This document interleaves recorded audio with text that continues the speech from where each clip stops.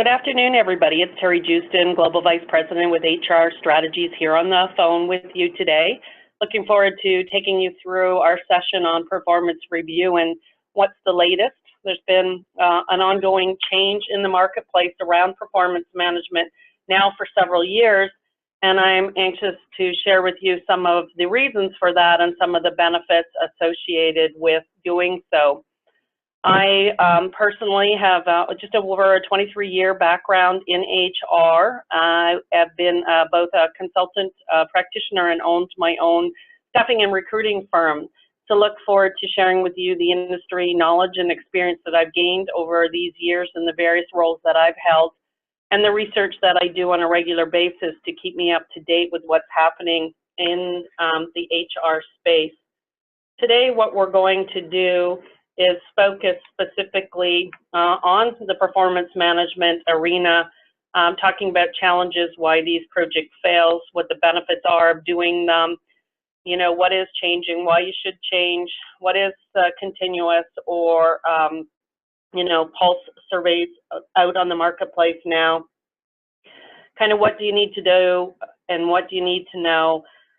Some examples, we'll even show you a system that up and runs using that latest technology in the demo today. So if you have any questions, please feel free to ask those. I'm using the icons in the Zoom meeting. I'll try to get back to them. If not, through the session, we'll definitely do that afterwards.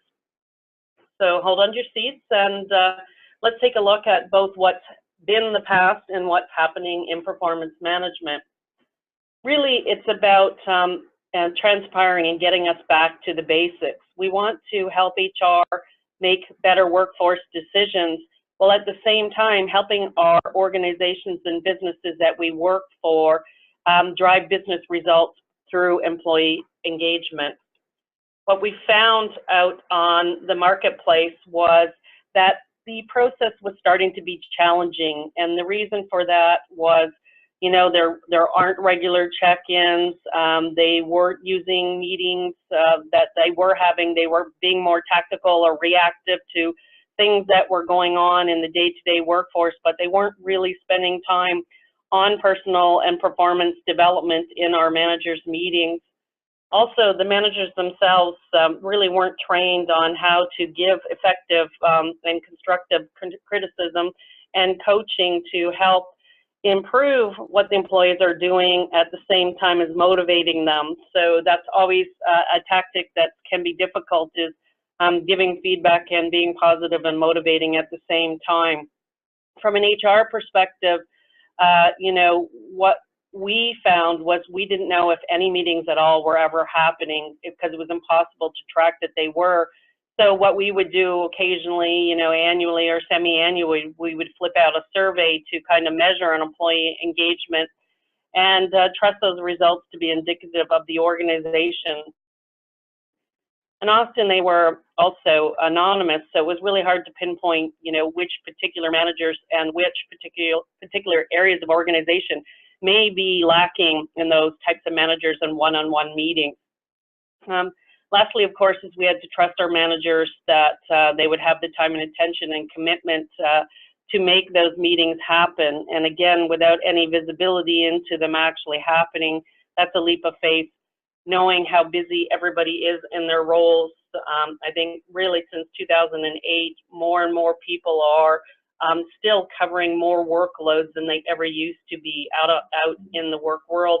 So it's difficult for us to manage and get through our day-to-day tasks, let alone adding things in like actually talking to our employees.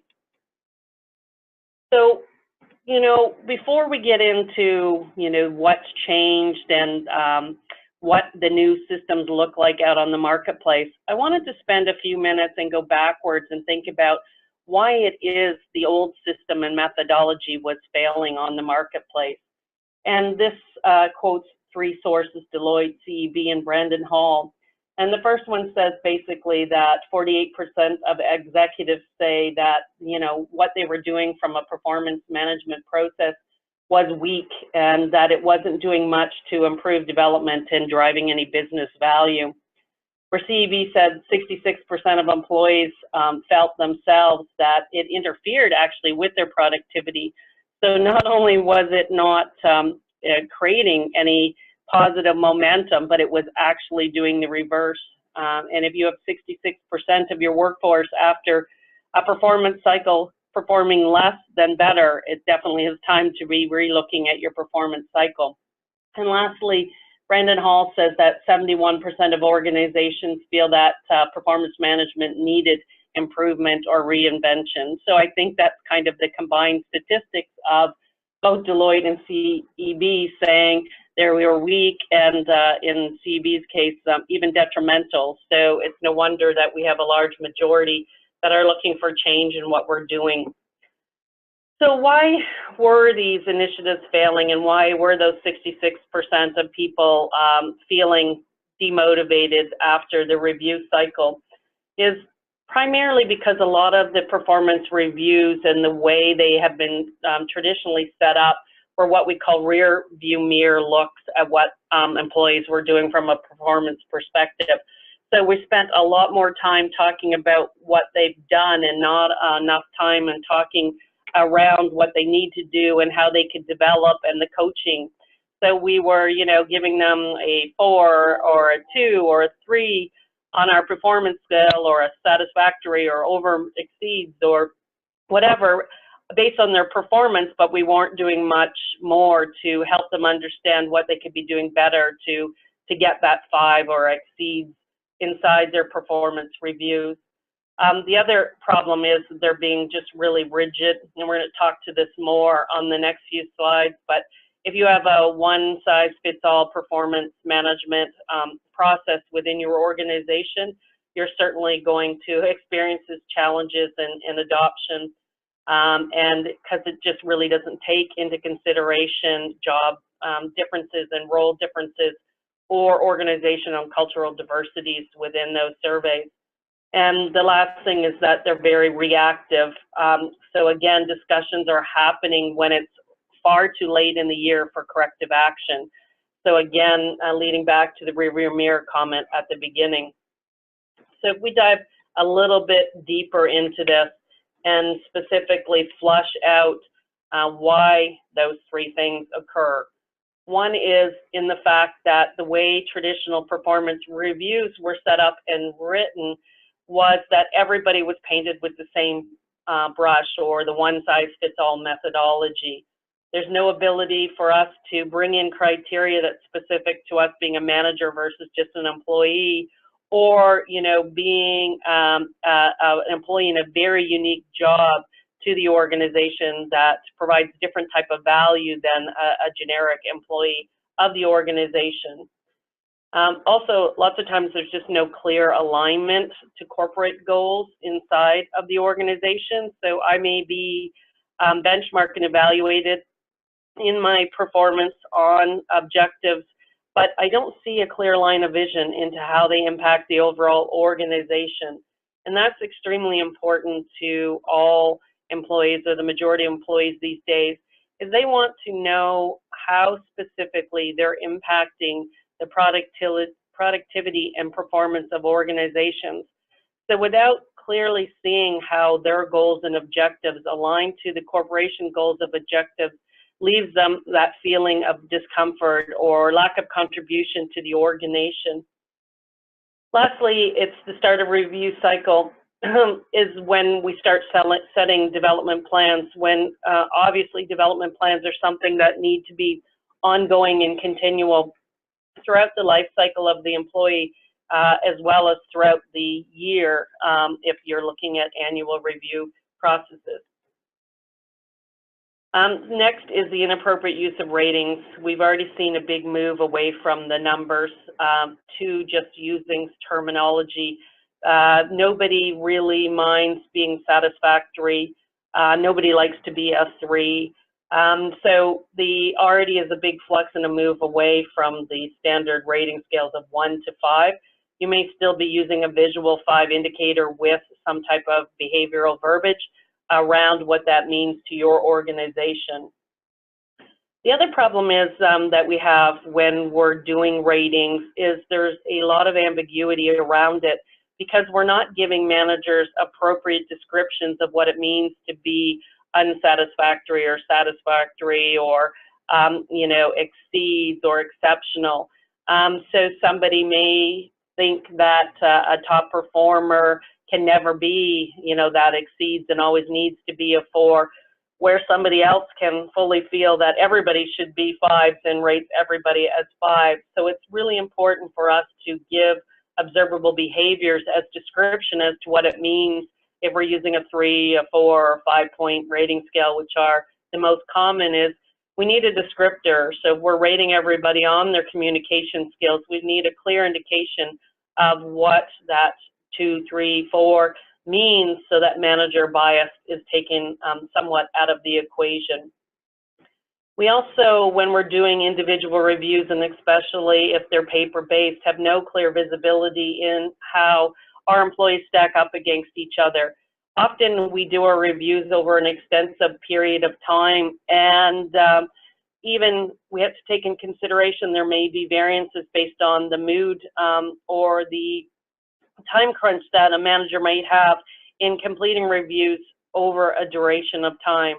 So I may be grumpy one day, may be very happy the next day, and is that going to impact my performance reviews? There's really no way to see that unless I have clear visibility into how I've ranked each of my employees against each other. The other thing, and we talked about mini calibration, which we talked about using those observable behaviors. But again, this stack ranking, or the ability to be able to see our employees up against each other, is another way of eliminating biasness. The other thing that we often do in our organizations is we tie pay for performance, which I'm fully for, doing a pay for performance type of culture inside of our organizations. But sometimes managers exaggerate the reviews of their employees in order to establish higher levels of increases for them. So we have to be cognizant of that, and that's why often we do need to create some type of organizational calibration methods inside of the solution to stop these things from happening, so that people are justly and fairly measured in their performance cycle, manager to manager, department to department, division to division.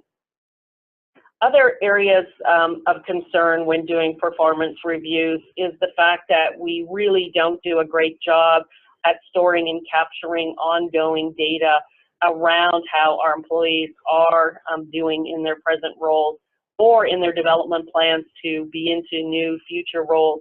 So what happens is at the end of the year, if you are only doing annual reviews, and certainly I'm hoping that a number of you have moved already to at least mid-year reviews, hopefully more so to quarterly, and at the end of this presentation today, I'm hoping you're going to come out excited about doing things on a more continuous basis. But if you're doing this just annually, what often happens is the manager sits down and starts to look at the 5 or 6 core values that we have to rate, and hopefully the job-specific skills and competencies that we have, and they can only think back in the last 30, 60, or 90 days what your behavior was. They've already completely lost track and lost sight of anything exciting or majorly contribution-wise that you may have done in the first quarter or a half of the year. And that's a problem that we definitely need to address. The other, of course, thing is that people are consistently and always looking for feedback on regular intervals, and doing an annual review process does not enable us to get that regular feedback. And the next point here is really about executive or manager buy-in. If your senior executive team and your managers don't set examples for the rest of the organization, it's very difficult for employees to buy into the value of performance management either.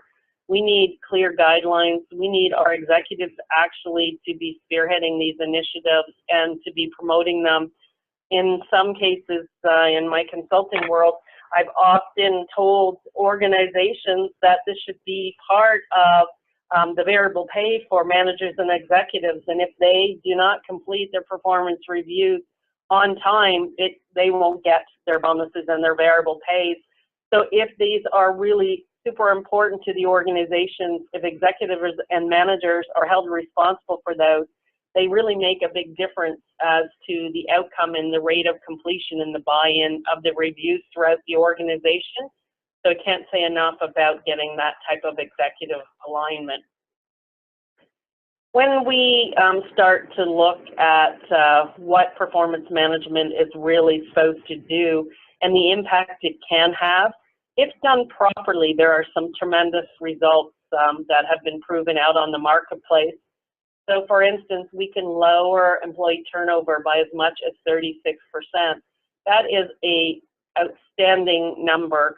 And when you think about the cost of turnover, and we could all argue that it's, at a minimum 30% of an employee's salary to replace somebody, but also benchmarks are out there that's saying it's as much as 3 times an employee's salary to replace them based on lost productivity, the cost of acquiring them, the time out of production in the marketplace. If we can even move the needle on turnovers just a small fraction, the ROI for our organization is massive.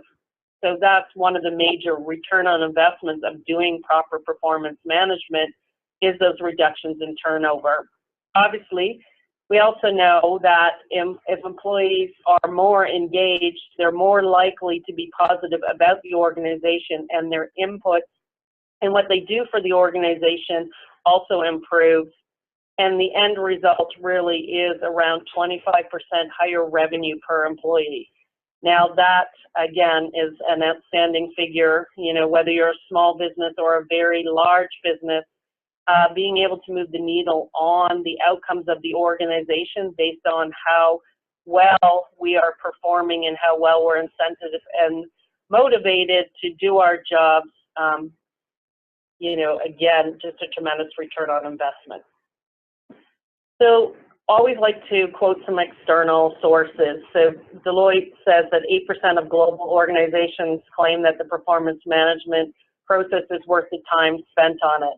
So if only 8% of companies feel that the time and effort that we're putting into reviewing and giving our employees feedback is worth it, that means that we're wasting a heck of a lot of time with the other 92% of organizations and employees throughout those organizations. So the quote they have, and I'll read it verbatim here, is important decisions about whom to promote, how much of a raise to give, whom to move to a new role are getting easier and better through data. 91% of companies have adopted continuous performance management, say that they are now have a better data for people decisions, making major progress in moving bias and discretion in promotion and advancement. So obviously, the more we can remove bias and discretion in promotion and advancement, those are huge factors that impact the turnover rates inside of our organization. A lot of people, when promotions aren't clearly identified, what it takes to get from a junior or something to a senior of something aren't properly identified. People feel they're overlooked for positions. They lose their momentum and their engagement, and eventually they leave our organization. So aligning the skills and competencies to roles and positions really helps both us and the employee identify the types of skills and competencies they need to perform not only in their own job, but in any future jobs that they need. And this becomes increasingly more important as we look at the changes in the marketplace to an employee experience or employee-driven company that we want to create now. So this is a perfect segue into the next slide. So what is driving all of these things and all this change inside performance management? Well, one is development taking the forefront. It's equating almost to pay now is important for anybody making a job change, and especially for millennials. 80% of millennials cite that access to development and career growth opportunities are a job factor than even pay. So if we need to have that constant ability to develop ourselves and to be able to know how we're performing that's going to be the culture that these people want in order to be able to come and work in our organizations. And by 2020, 75% of our workforce will be millennials. So we better be putting processes and systems in place to be able to attract and retain millennials, because they're going to make up the majority of our workforce. I alluded to briefly on the last side, employee experience. So now what we're finding is they don't want, as an employee, to sit back and wait for their managers or wait for HR to enable them to be successful. They want to be able to have the ability to, schedule their own meetings with their bosses, to go in and take learning on their own to develop their careers, put their own development plans in place, whether that's in their present role or in securing a future role. So we're seeing a real holistic shift from what we used to call as employee self-service to employee experience or management, employee capability to be able to manage their own careers. And lastly, one of the other big trends that I've noticed more so, because Continuous has kind of been on the marketplace for probably 4 or 5 years, but where the next change has occurred is around the trust and authenticity of both the companies and their managers. So again, employees new and old are looking to have the companies as well as their managers make their work environments better places to work, or remove all the roadblocks, get rid of any bureaucracy that inhibits them from performing at their absolute best. So those are things that they're expecting now in organizations, is those barriers to their success to be removed, both by the company at the manager level. So let's dive a little bit more into how these trends came into play and what they mean on a smaller scale. So we're talking about the fact that work has changed. So how we work, where we work, with over 42% of employees at some point in time working remotely. Things have definitely changed in our office environment. But not only that, it's who we work with and how we determine, who gets to report to who, and how many teams that are now being created to handle and tackle problems versus individual contributors that used to be the case in the past. Again, blaming millennials or talking about them, I think, is important. And they really like to collaborate. So you're seeing more and more organizations are putting teams together to tackle innovation, new product development, focus groups, anything that we're doing or tackling in an organization where there's a challenge. We can bring teams and groups together to more effectively address that than keeping it as one big concern or goal for an organization and having everybody in the organization work towards that. We're finding that creating task force of individuals make these accomplishments much easier and more suitable to the millennial generation. The other thing we know is that people want to work like they play. So again, personal devices are becoming crutches to everybody, right from 3-year-olds up to 80-year-olds. We don't often go far without our phone in our hands and our noses in our phones.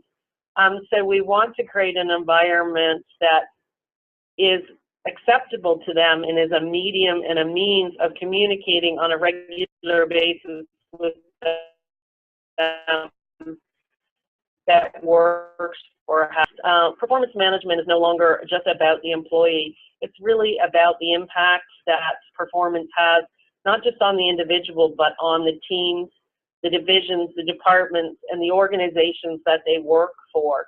We're really seeing a shift to measuring behaviors and ethics and trust versus just, your job-related skills and competencies.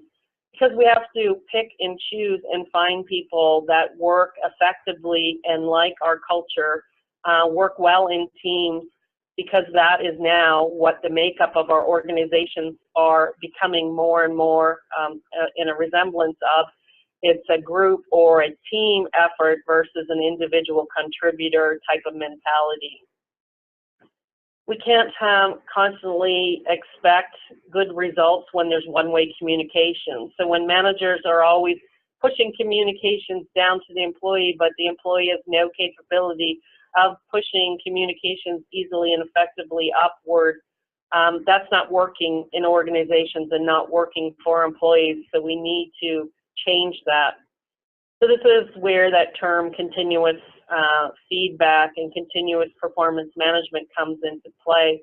I have a slide and we'll talk a little bit more about that next.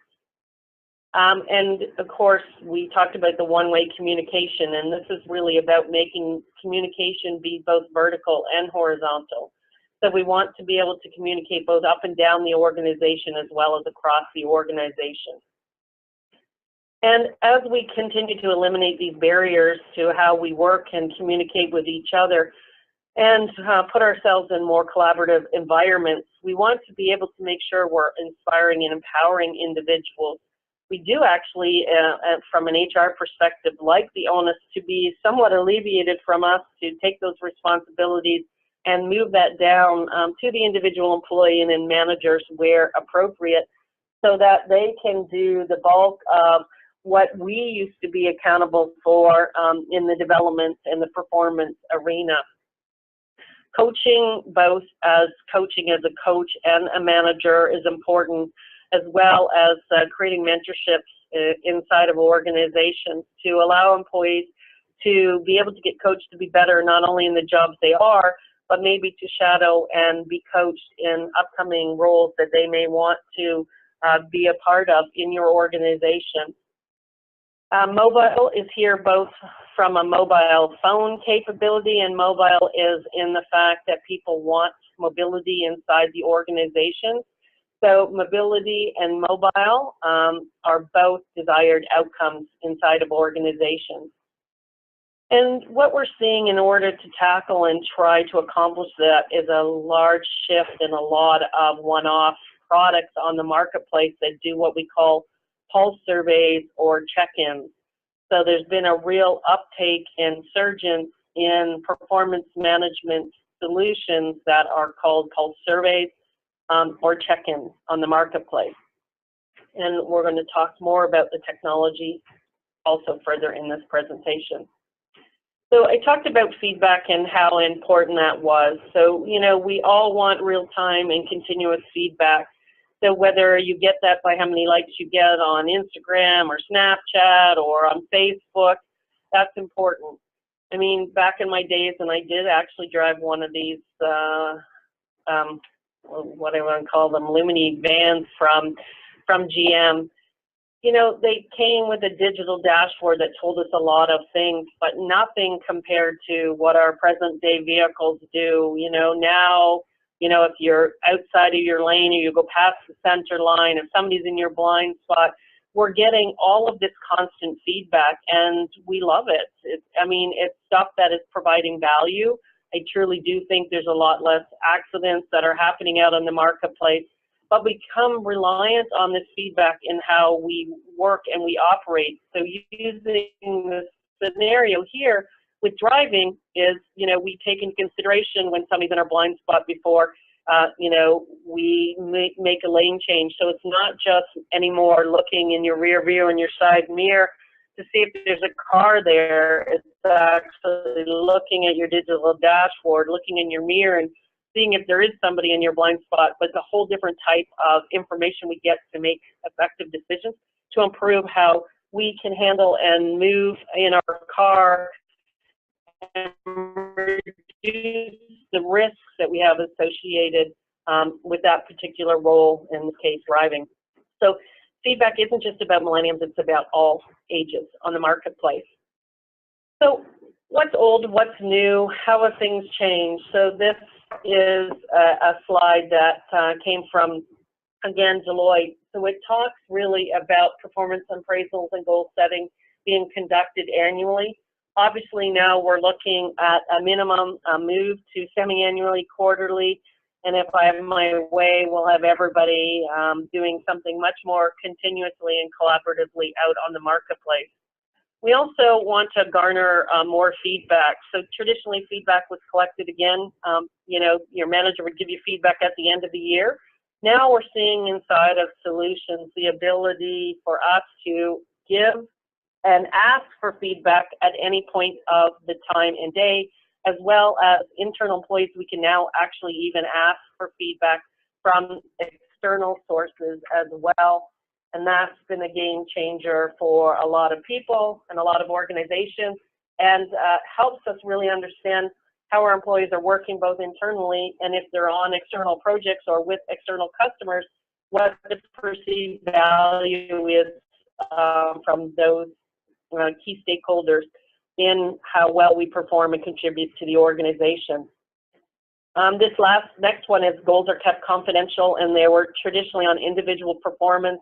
Certainly, this has changed a lot, and probably I would hope to think that nobody on this call is still doing individual achievements only, but goals really are now being more public and transparent, and they're increasingly focused on team achievements, and they should be always, of course, aligned to overall corporate goals as well. In the past, employees were evaluated solely by their managers, but now managers are also often evaluated by their employees. So we've turned the cycle back on them to say, it's not just about how a manager thinks their employee does, but we need feedback from peers, from direct reports. And as I said, if you can get feedback from external sources where the impact of those employees is greatest, that's the route we definitely want to go. In the past, all employees were ranked on a quantitative scale, as we said, kind of a 1 to 5, and that's certainly changed in the marketplace. And as I said, it's more now, instead of quantitative, on a qualitative scale. Compensation was usually confidential and focused basically on equity and pay bands, and a little bit on performance rating. So there wasn't a lot of differentiation in an organization from a pay perspective based on performance, and we're definitely seeing a big shift in that. Performance is a huge indicator now of pay when we're doing pay for performance effectively, and it's really focused more now on performance than it is on trying to equate and be equal and be fair to the entire population. In the past, managers focus on evaluating performance. Now we're starting to see the shift, but there's still lots of room for improvement, where managers are working more on coaching and developing people versus using the rear view mirror approach. And then next. So we're into the last point here is, the process is considered to be a burden and a waste of time in organizations, where actually the process is agile, much faster, continuous, and lighter on the entire organization. It's not like we're trying to cram, if you have 30 employees, 30 performance reviews into a very short period of time when your days are already full. Because you're constantly speaking and coaching and mentoring and providing feedback to our employees, this cycle and the burden at the end of the year is greatly reduced.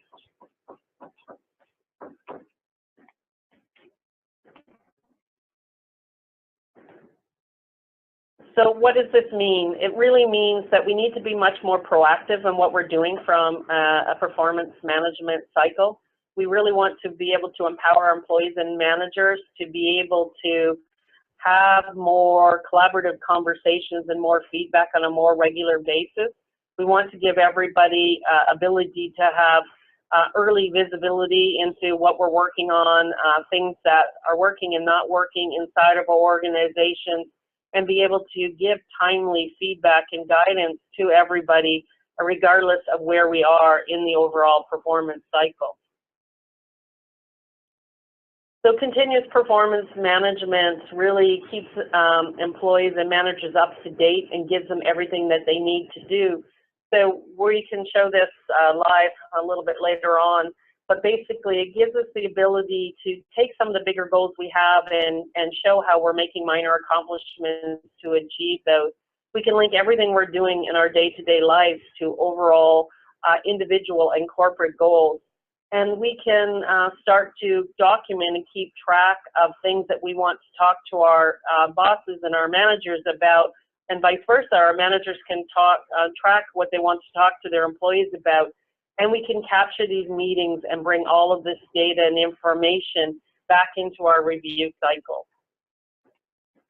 Sorry, I moved my mouse there.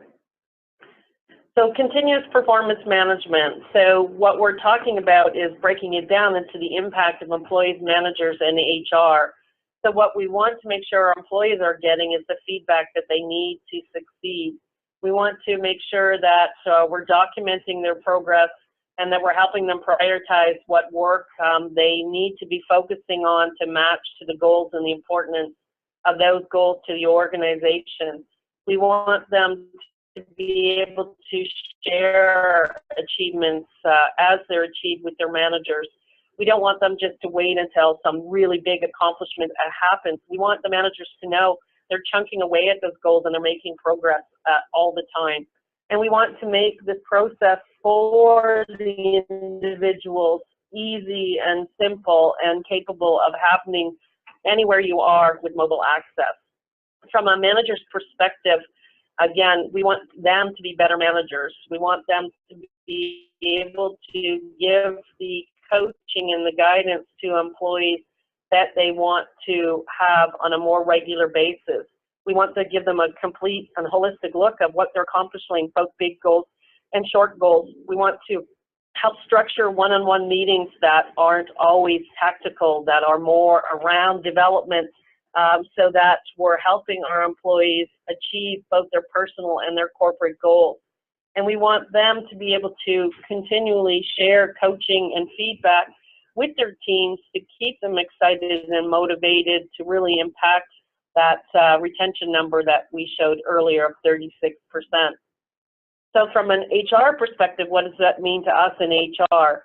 Well, we no longer have to be the shepherds in the dark, I guess, around what's happening around performance management, because we'll have clear visibility into how often people are talking, what they're talking about, you know, and being able to continue to drive and emulate the fact that these types of connections and conversations are important by giving them tools and techniques and coaching advice to share throughout the organization.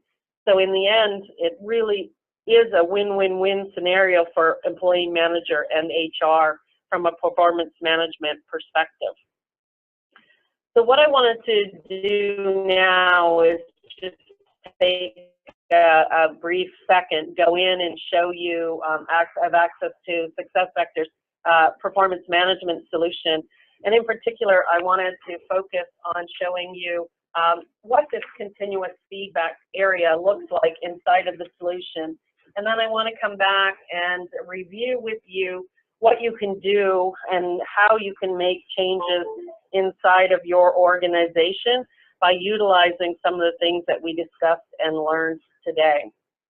So depending on what modules you have turned on in SuccessFactors, obviously you have a lot of capabilities here.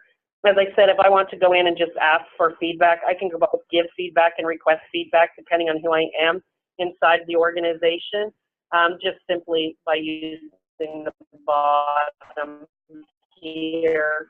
I can both request or give feedback.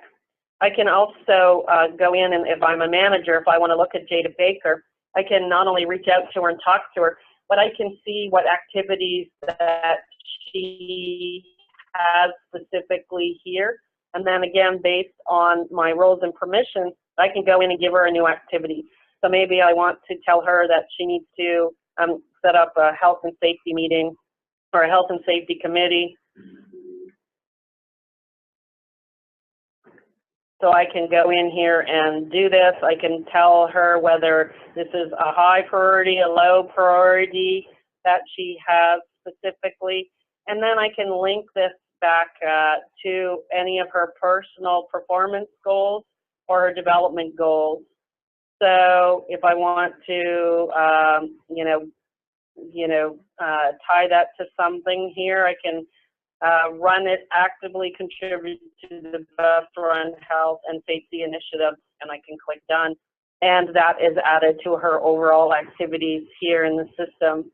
And then if there's something I specifically want to talk to her about, so maybe again it was that health and safety, I get to add that as a topic here. And then if I want to give her any coaching, that clear capability coaching is right here.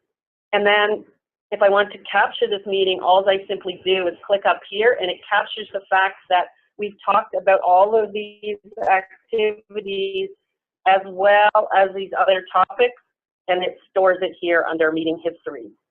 At any point in time, also, I can go in and view data-specific goals or my own goals.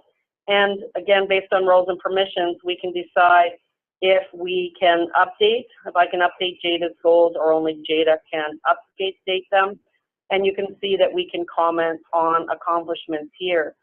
So often, because I'm in, kind of a sales role, I can use this on a daily basis as I'm sitting in a customer's lobby, in an airport lounge, on a TT, on a bus on my way home, or a streetcar or subway. So these, again, are things that we want to be able to do that enable us to be able to contribute and store this data and information inside our systems, and this all feeds back to your overall performance reviews, so that we can see this data and information when we do our, whether it's quarterly, biannual, or annual reviews. This all populates that. So I'm hoping you can see how this would make it a lot easier for us to be able to communicate both as an employee with our manager and our manager with our employees. And because we can track as HR how many of these conversations occurred, who's having them through all the reporting capabilities, it gives us visibility and feedback as into who is effectively managing their employees better than other people are as well in the system. So that's what I wanted to share with you all around performance management, and then I'm going to go in here and go back to the presentation and show you my recommendations for moving forward. Did I say that? Let's try and close this out.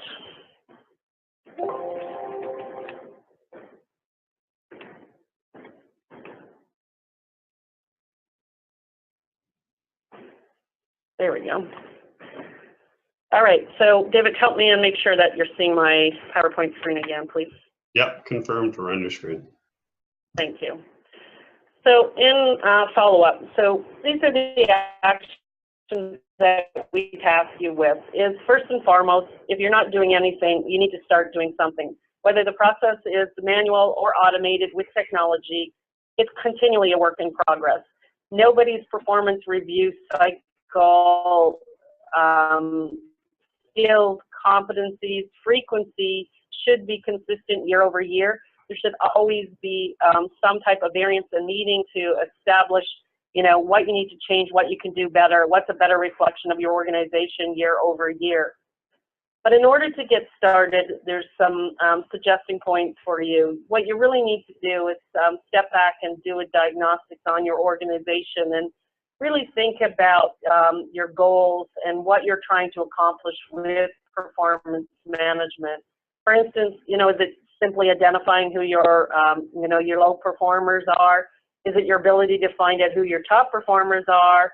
Are you trying to provide, ways to differentiate employees, to give them promotions in jobs or in compensation? Or is it merely to drive business results by aligning people to the overall corporate goals? So we need to understand what it is that's important to us from a performance management goals process in order to put the right system in place. So when you analyze your present system and you're saying it's not working, why is it maybe not working? So look at it. Is it too complex? Does it take too much time? Are people not being held accountable? Are the senior level executives not being brought in? Are you using a one-size-fits-all performance review cycle and you're just not getting people to buy into that fact that there's any value for it in your organization?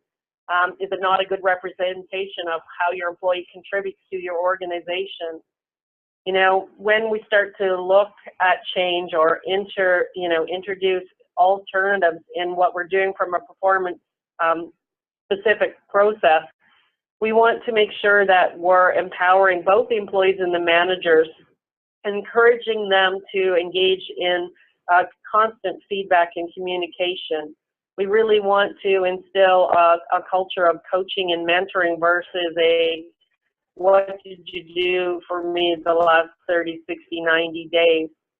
And as a result of this, you may need to invest in hosting internally or externally led sessions. So you may want to really get buy-in from those managers and those employees around the process before you roll it out. It's always, we like to say, what's in it for me is solutions only work if everybody involved with the process understands what the value is in it for them. So if,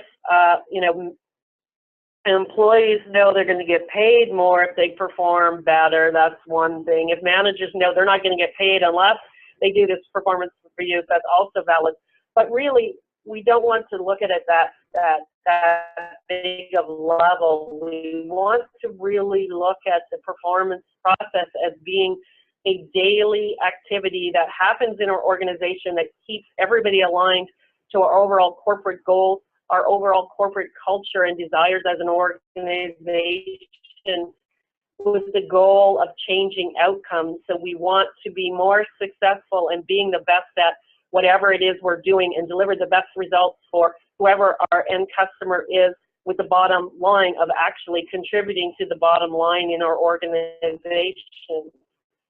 So we can show the value of these types of systems in driving those outcomes and getting those statistics we talked about, where we can, reduce turnover by 36%, and we can increase the bottom line profitability per employee by 25%, simply by engaging and empowering our employees to have much more regular and effective communications and strategies around how they're performing now, as well as aligning to their future roles and presentations.